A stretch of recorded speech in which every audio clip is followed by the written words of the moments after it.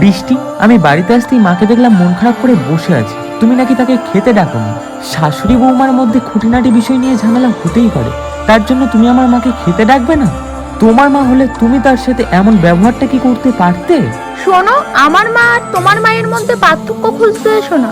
তোমার মা যদি আমার মায়ের মতন ওই ব্যবহারটা করতো, তাহলে আমি তার সাথে ঠিক একই ব্যবহারটা করতাম। তোমার মায়ের সাথে যদি আমার কোনো কিছু নিয়ে ঝামেলা হয়, সে পাড়ায় গিয়ে আমার নামে বদনাম করে, বোনাদের কাছে ফোন করে কত নিন্দা করে। কিন্তু আমার মায়ের সাথে যদি একটু রাগারাগি হতো, মা এসে আমাকে বোঝাতো, তোর রাগটা এবার একটু কমা। আর সারাদিনে যদি মায়ের হাতে একটাও কাজ করে দিতাম, মা সবার সাথে গল্প করতো, আমার মেয়ে আজ অনেক কাজ করেছে। আর শ্বশুর বাড়িতে সকাল 5টা থেকে রাত 10টা পর্যন্ত কাজ করলেও তোমাদের সবার মুখ থেকে শুনতে হয় কি এমন কাজ করেছো।